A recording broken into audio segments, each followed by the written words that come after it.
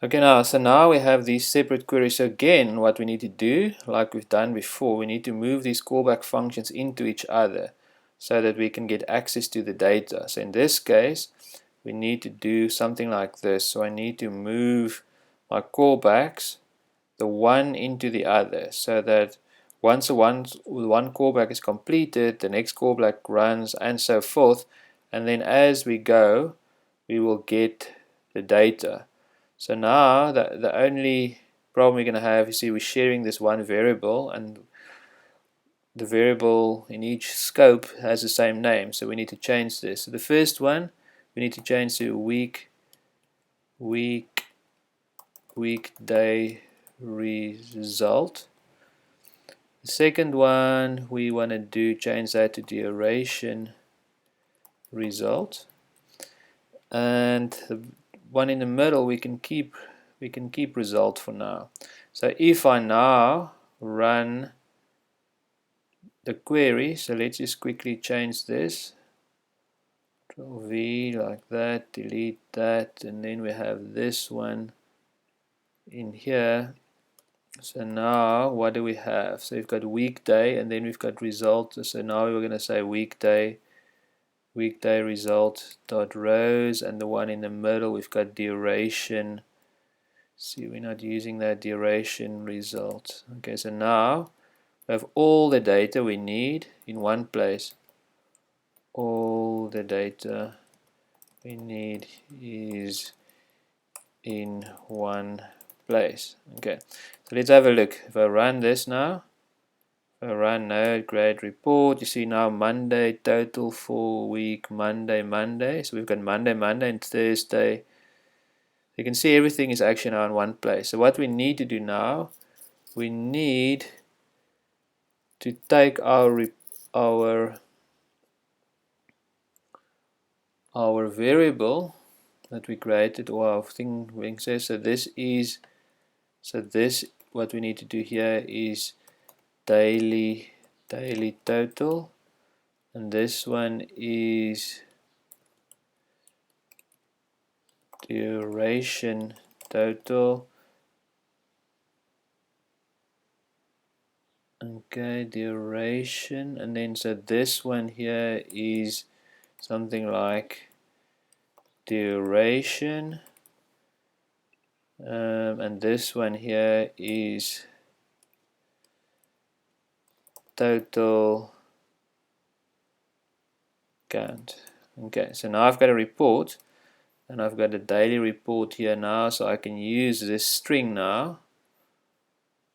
So I can just put a bit of a full stop here, something like that.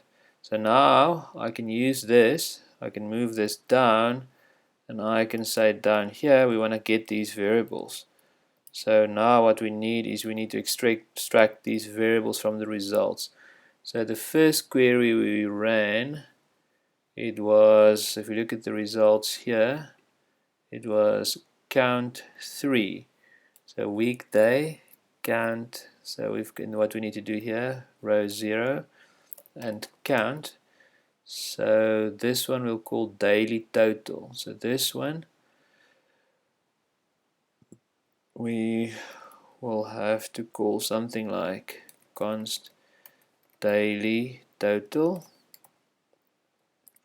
So I do something like that, daily total, delete that line here for now. The other one, daily total, duration total. So the X one is, how many, so that one is total for the week. Where's duration results? So the next one is duration. I've got the wrong thing against it. So this one is duration. So this one is how many kittens are staying longer. Const here, duration total. Got something like that. And then the last one we have is duration total. The last one is total count. Const total count. That's a total number of kittens that we have. That one is the last one. So the last one is rows result.rows 0.count. So I'm doing something like that. and then we're running that. So zeros.count. We can do something like that. So now we're doing that. So now we have all the totals that we need from the database, from our queries. So then what we need to do now is, for the time being, let's just print. Let's just do console.log and we do daily report. Okay, so if we run that, so let's see if we run that. Okay, so we have 2 kittens arriving on Monday, 4 kittens are staying longer than 5 days, 3 kittens on Monday. So there's a problem. Both of them is using this is Monday for some reason. Okay, so the part that we're not doing, we're not sending in the actual day of the parameter. So this one here should be week, day, and then the other thing is duration. So there's also a little bit of weird formatting in this thing. So I'm gonna just do something like that, and then I'm gonna do /n here. Let me see, do I need to do /n? Yes, let's see what that looks like going here. So if we do that, /n to there, let's run that and see what happens. Now run that, that looks better. We have 3 kittens arriving on Monday, 8. We have 12 kittens booked for the week. 2 kittens this day, 4 staying longer than 5 days. So our report is working, our formatting is not so great. So what we can do, let me just do that, save that, run that.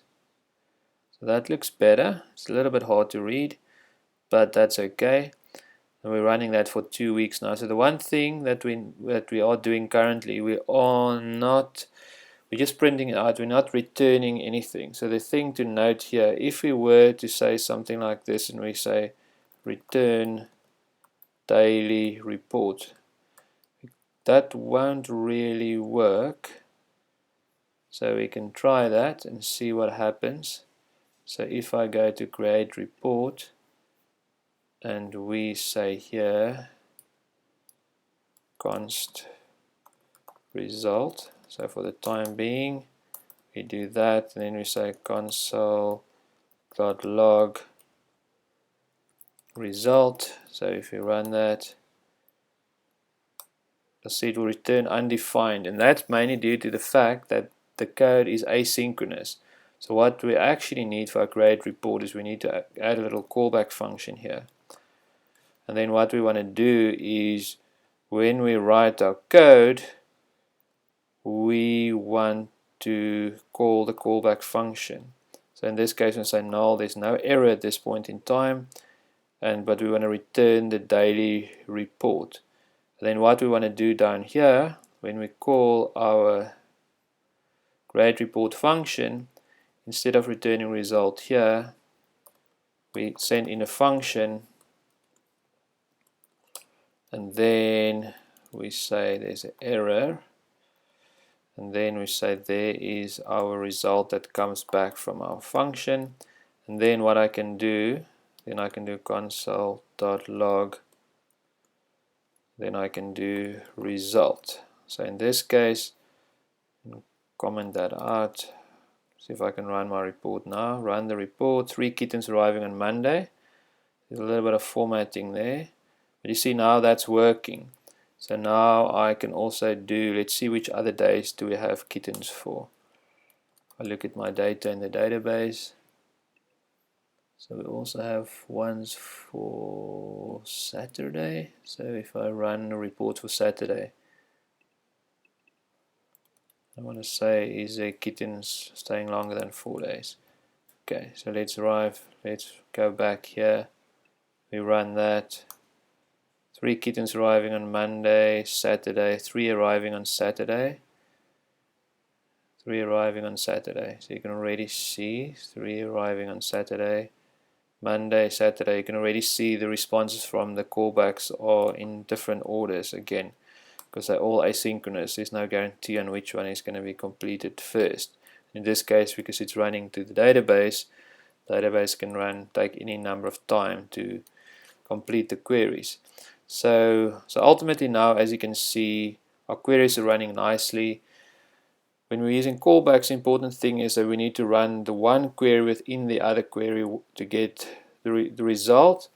And then if we return back, we need to have this callback to get the result back to our calling client.